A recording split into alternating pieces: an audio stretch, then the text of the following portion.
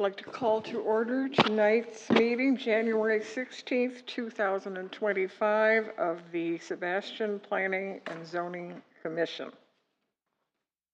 We'll begin with the Pledge of Allegiance. I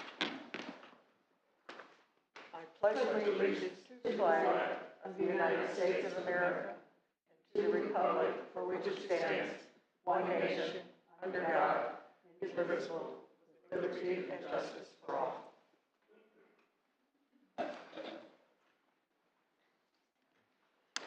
Roll call, please. Mr. Roberts. Here. Ms. Matthews. Present. Ms. Cottenberg. Here. Mr. Carter. Present. Ms. LaRusso. Here. Mr. Reno. Ms. Battles. Here. Ms. Kinchin. Here. Thank you. Thank you. Commissioner Cindy Giese has been excused from tonight's meeting, and Mr. Christopher Roberts will be voting in her place.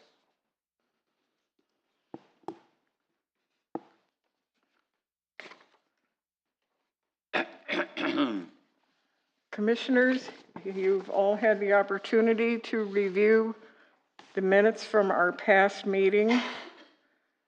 Does anyone have any additions or corrections? Chair will entertain a motion. Move to approve. Second. Moved and seconded. All in favor? Say Aye. aye.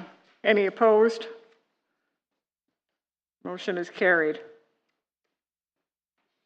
The next order of business is a public hearing. If our attorney will. Good evening. This is a public hearing for a consideration of recommendation to City Council, small-scale comprehensive plan, future land use amendment, St. Lucie Development Corporation applicant, amendment to the comprehensive plan, future land use map for property containing 3.96 acres located north of Day Drive, south of Spring Valley Avenue, west of Alexis Street, and east of the Schuman Waterway, or specifically Tract N, Sebastian Highlands Unit 17. The existing land use designation is institutional, INST, and the requested land use is LDR, low density residential, 5 dwelling units per acre.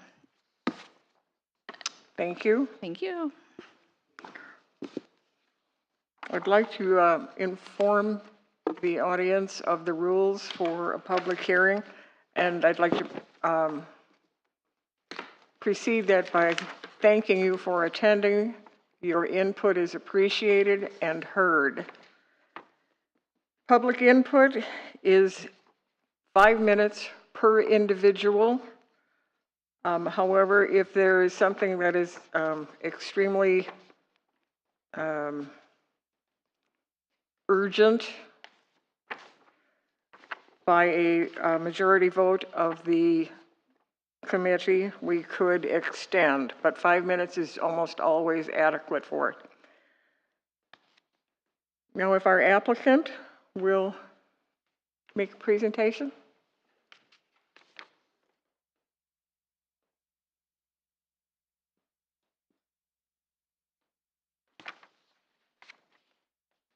Good evening. My name is Wesley Mills with Mills Short & Associates. I'm the agent for the applicant or the landowner.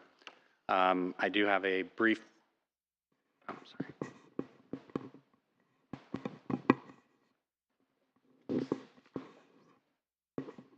Sounds like it's on.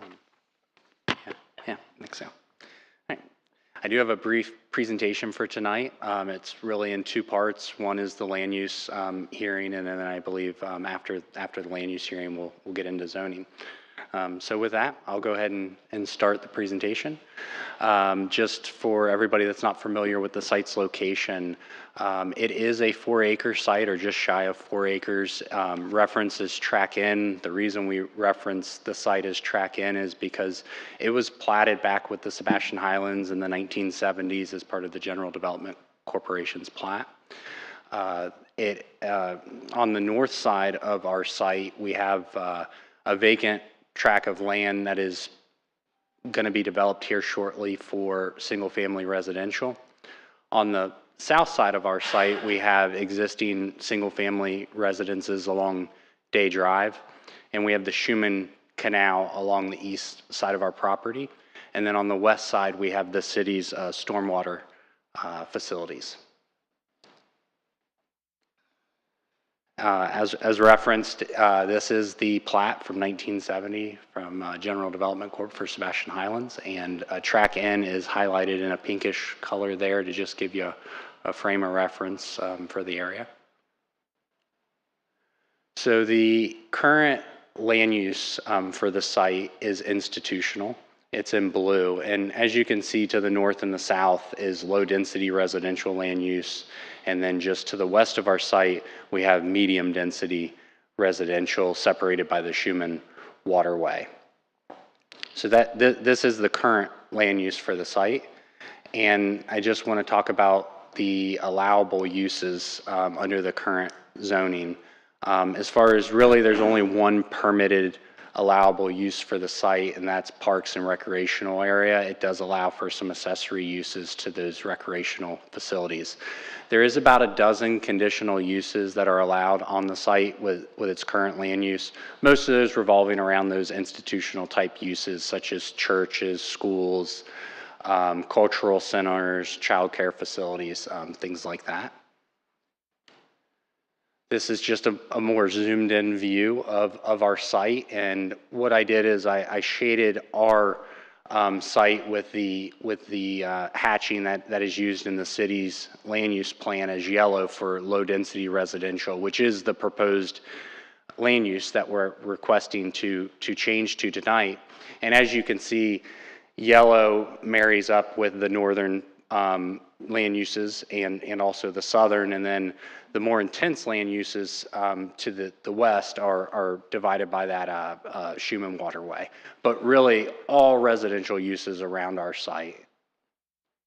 The compatible zoning districts for this land use change that we're requesting is RS20, RS10, and PD residential, which is our allowable zonings per the comp plan. We are going to be requesting later tonight RS10. So just some characteristics of the site. It's just shy of 4 acres. We will be asking after this hearing for RS10 zoning. RS10 and the low density residential allows up to 5 units per acre.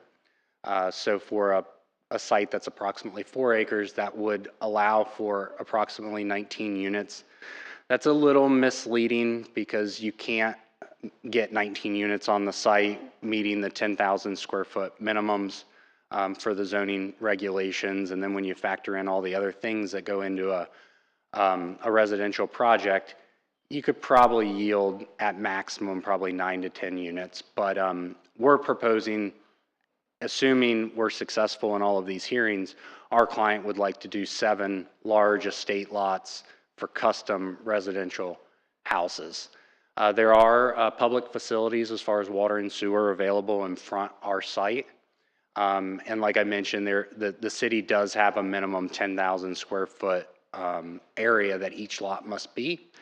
As part of our plan, we would be coming in with lots that are anywhere from 35,000 square feet to the smallest being 15,000 square feet. So we plan on far exceeding the minimum lot area for that type of land use and zoning. As far as the traffic demand for the site, we're looking at 7 units. That generate approximately 66 additional trips on the road network.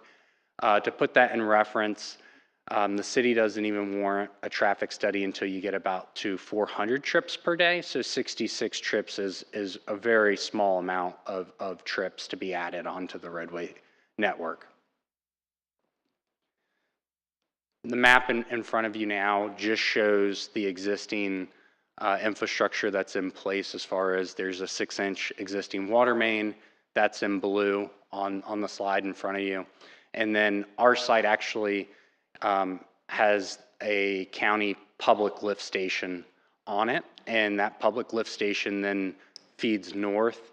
And a lot of that infrastructure to the north, as far as the sewer system goes, is being improved as part of that Ryan Homes subdivision that will be under construction here in the next 30 days. It's already approved and moving forward. So we believe that there is adequate public facilities to handle the additional units. The aerial, just zooming back into the site, as I mentioned before, we have the waterway to the west of us. We have residential all around our frontages, and then we have the city's pond over to the west. So with that, I'm happy to answer any additional questions or dive into any further details with our request for land use change. Thank you. We'll move to our public input right now, and then we'll come back to you. Okay, Thank you. You forgot the staff. We'll now take public input. Forgot the staff. Pardon me? Not yet. I'm sorry. Staff, please. So we received an application from the property owner for future land use and rezoning of this 3.96 acres. In doing the analysis and looking at the surrounding already developed subdivision to the south and to the west, the request seemed reasonable, and staff supports their request. Okay. And now we will move to public input. Anyone who is going to be giving any factual information needs to have filled out a a speaker's oath card. And I welcome you now if you have anybody from the public who wants to speak. No? Yes, sir? Yeah. You have to come up front, sorry. And you have to identify yourself. Where would you like me to place this? Right here, gotcha. Yeah. Yeah, That's my great. name's Steve Rice. I live on 128 Day Drive. Rice Rice, R-I-C-E. Thank you. I mean, I'm curious on two levels. Why would the city even consider taking what I would consider open space, which is when I purchased my home, what I was told that lot was, and turn that into residential when there's already 200 homes being built on the other side of the canal by the same owner, I assume. I mean, why do they need more property? There's very little buffer between the Day Drive, that subdivision, and the new one going in place, and now you're gonna turn that into more homes. It just doesn't make any sense to me. I've only been there a year and a half. That place is, it's a nice little natural area. Gopher turtles are in and out of there all the time, rabbits and all kinds of different wildlife. I just can't understand why you would take something that's a nice little buffer between what is going to be now two neighboring subdivisions within Sebastian and take that zone and turn it into 9 dwelling units. I mean, that's my perspective. I can't speak for my neighbors, but that's where I stand. So I'm firmly against it. Thank you. Next.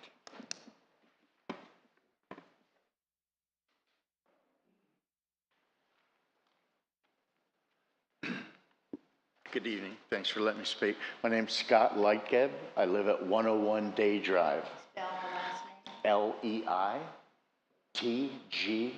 Leitgeb. You're welcome. Good evening. My wife and I bought our home at 101 Day Drive a little over 30 years ago. We love the area. I wouldn't want to move anywhere else. I'm just happy that we're not getting high density homes.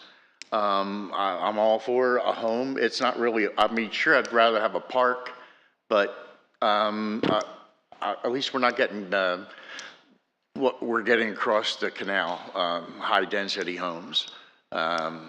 It's just, I don't know. I'd rather have single family homes. So, you know, go for building a house, but not townhouses and duplexes and quadruplexes. It's just not on our neighborhood, that's all. And there's plenty of other wild spaces in that area. And I know you guys will take care of the critters. I mean, the only thing you guys worry about really are the turtles. I mean, that's the only thing that's endangered or protected, so there are a few there. I mean, I walk there every day. So, all right, thank you. Thank you. Next, please. Anyone?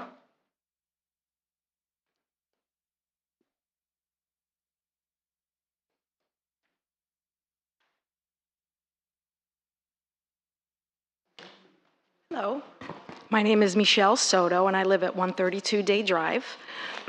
I live directly across from where this development will be built. What is the timeline? I understand that it's going to be 7 large single-family homes.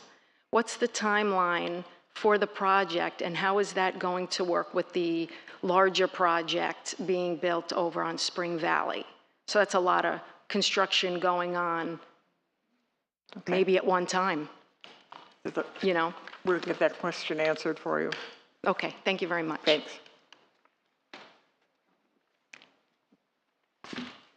Anyone else? Either in favor or opposed? Seeing none.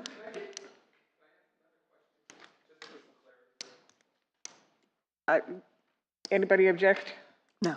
Okay, come forward. Just a question on the street that crosses the canal, that there used to be a culvert that was tore out of there last summer, I think it was. Is there a proposal to make that road go through to the new section of the development? We get the answer for you. So that road is going to extend, so we're going to start getting traffic coming into and out of that development onto Day Drive, is what you're telling me now? Okay. I don't know if other residents are aware, but that's... We can't, I'm Sir? sorry, sir, this is I have to only address that. I'm just saying, I mean, that's an impact on our nice, quiet street that I don't know if people are aware that when that road gets opened up, it's no longer going to be a peaceful walking road, but it's going to be a through road with a lot of traffic that isn't currently there. Thank you.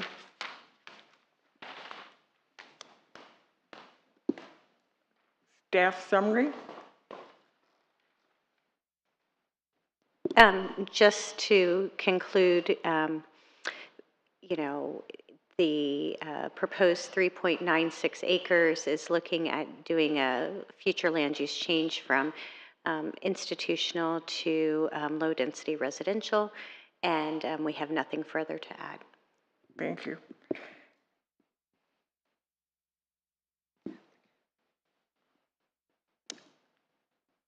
Can I ask the applicant to, if you'd like to address some of the things that were suggested, please? Yes, good evening. I definitely understand the residents' concern. If I lived in the neighborhood, I would have the same feelings. A couple things I just would like to address is that it's not the same owner of the residential portion to the north. And then also is the residential portion to the north is not 200 units. I know that really doesn't have any weight on this application, but I just wanted to clarify that it's closer to like 99 units, I believe. And then I know that it would require a conditional use approval by this board, but as the property stands, there are some development rights as it sits now that fall more towards that institutional type uses, which, you know, we don't feel would be in the best interest of the neighbors as well. I meant childcare facilities, schools, churches, things that would generate a lot more impacts on the neighborhood. So that was kind of our thought process when our client has owned the property for 20 years now and looked to do something with it. We thought 7 large estate homes, you know, nice construction, custom made houses, we thought that it would be the best use and fit within the fabric of the neighborhood. So just kind of wanted to add some of those items to hopefully that may help with some of the justifications for the neighbors and may settle some concerns. As far as timeline goes, we don't have a definitive timeline right now for our project. Really, we're just looking to hopefully get through this process. I do think, in talking with my client and the property owner, I believe he has the intent to move forward rather quickly, assuming he's successful. We are aware of the construction that's happening to the north. However, as part of this project, I think I know the construction will be a lot less intrusive and demanding on the streets and traffic and things like that than kind of the larger scale development that's happening to the north. But I think it is possible to think that at least the houses aren't going to be all built at once. They may not necessarily be speculative type homes, so it would be maybe one at a time as they sell them and to the individual homeowners. But it is very likely that some kind of construction with our project may be taking place at the same time as the northern development, just because I think the northern development is going to take probably 2, 3, maybe even 4 years to build out. I don't know. Okay. Thank you. Okay. Thank you. Okay, I'm going to close the hearing now, and we will have our commission's deliberation and action. So let's start deliberating. We'll start. I have well, it's not a simple question, but I know it's speculative at this point. Has there been any thought to what the projected value and home values are going to be for this project?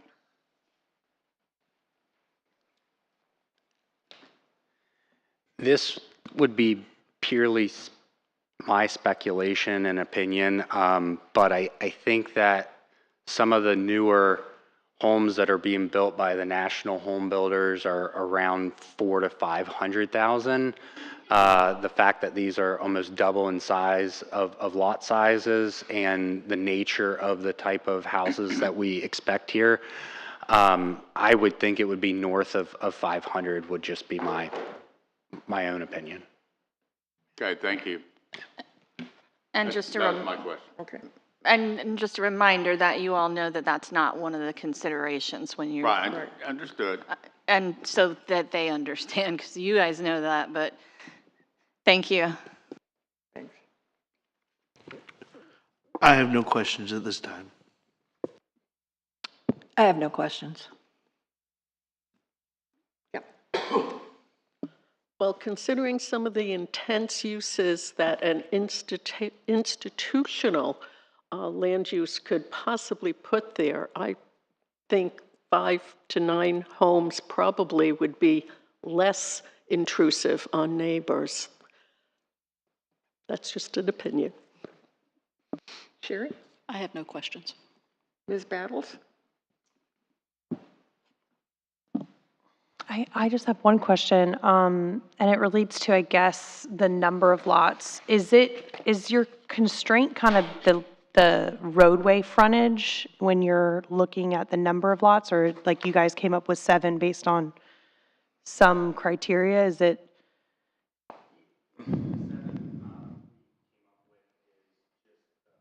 We wanted to keep the project simple, and literally it's just like taking the project like a pie and carving off the 7. Okay, so some of the lots would potentially be accessed from Alexis Street, the road that goes north-south? There are 2 lots as of a conceptual site plan that I have that would front Alexis, yes. Okay. Okay, that's it. Okay, thank you. And I don't have any questions because I looked at the plan and I studied it and I understand it. I also think that, I'll just give my opinion, that many of the institutional uses would have a significantly more deleterious effect on the neighborhood than 7 homes would, and traffic. And I'm thinking of things like a dog park, a skate park, a basketball court, pickleball courts, all of those things also fall into that institutional and would involve quite a bit more traffic and a heavier impact on the neighborhood. And that's just when I think of all the things that could happen there and recognize the fact that I've lived long enough to know that nothing ever stays the same. So I guess I look at things a little bit differently. Thank you. We will entertain a motion if anyone will.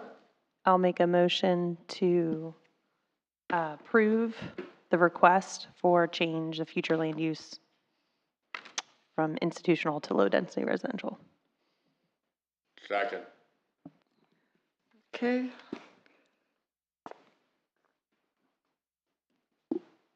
Call the vote, please. Yes. Ms. Kinchin, Yes. Ms. Battles, Yes. Ms. Cottenberg, Yes. Mr. Roberts, Yes. Ms. Matthews, Yes. Ms. LaRusso, Yes. and Mr. Carter. Yes.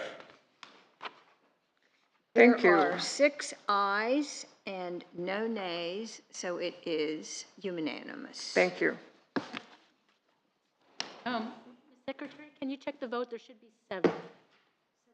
You're right, I skipped one. Did I say Ms. Matthews? You did. Okay. So it is 7-0.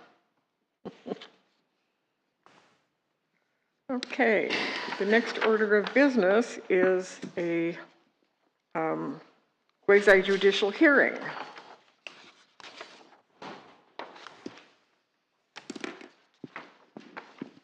And again, I'm going to open the hearing. Our city attorney will read the agenda item, please. Thank you, ma'am. This is a quasi-judicial public hearing regarding a recommendation to City Council on a request for rezoning. Owner St. Lucie Development Corporation, the applicant, an amendment to the city's zoning map for property containing 3.9 acres located north of Day Drive, south of Spring Valley Avenue, west of Alexis Street, and east of the Schumann Waterway, or specifically Tract N, Sebastian Highlands, Unit 17. The existing zoning designation is PS Public Service. The requested zoning is RS10, Residential Single Family. Thank you. Has anyone on the commission had any ex parte communication, conflicts, or site visits? No. No. Thank you. Will our attorney swear in, or do you not want to swear tonight? Well, we can use the speaker oath cards like we did. Card takes care of it? All right, thank you. And if anybody didn't fill it out, then we'll swear them in. Applicant, please. Right. I have a few slides as it relates to the rezoning application that I can go through. So as far as the city's zoning map, you can see residential is surrounding the property. We have single-family residential, RS10 to the south. We have RS10 to the north, and then we have medium density RM10. I'm sorry, to the west. And so our site is got a red line around it in the presentation here. Allowable uses of the current zoning, I think we kind of went through that in the last presentation, mostly public. So the current zoning is public service. A lot of those uses are very similar to the land uses that were presented previously under the institutional land use. Site data, again, we're requesting for RS10 zoning. That would allow us 5 units per acre. We would be proposing much less, and you couldn't get anywhere close to 19 units on the site. There's adequate public facilities. Our lots would exceed the minimum requirements by zoning. Again, just public facilities, water and sewer are available. And just an aerial of the site. I'm happy to answer any questions as it relates to the zoning. Thank you. Okay, thank you. Staff, please. So this is the rezoning application. We just heard the future land use, and the applicant has requested a change from public service to RS10, single-family residential. In our analysis, it is compatible with the existing surrounding neighborhood. I'd be happy to answer any questions that you may have. Thank you. Commissioners now may ask questions, if you have any. I have no question. Anyone? I have no questions. I have none. No question. Nor I.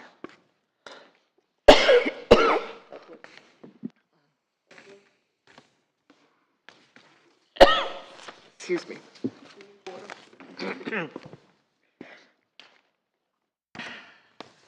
Do you want to Does water? anyone from the public like to speak, either in favor of or opposed to?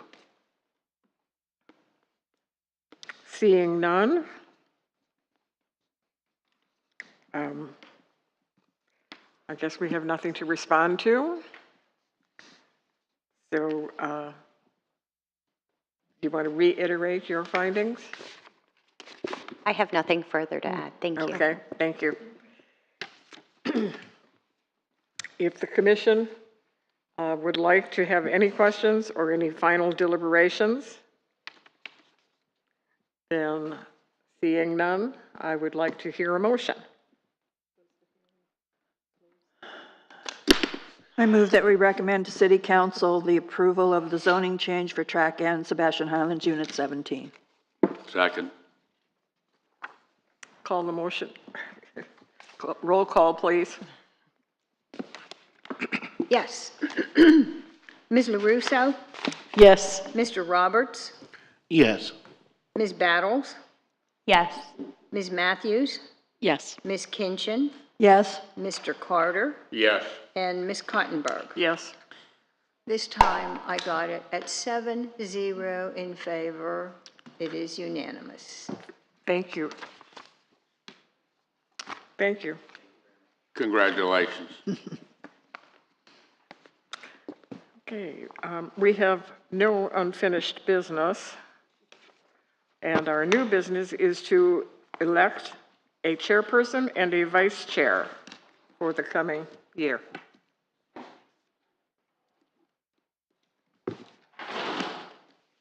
I recommend Louise Cottenberg for chairman. Second. I will accept the nomination. Any other nominations?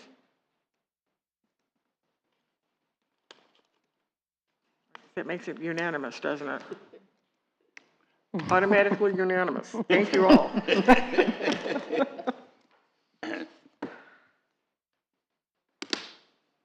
And that concludes our business You this forgot the evening. vice chairman. Vice Chairman. Oh, I'm sorry. I'd like to recommend Linda Kinchin for vice chair. Second. I accept as well. Any other nominations? Likewise.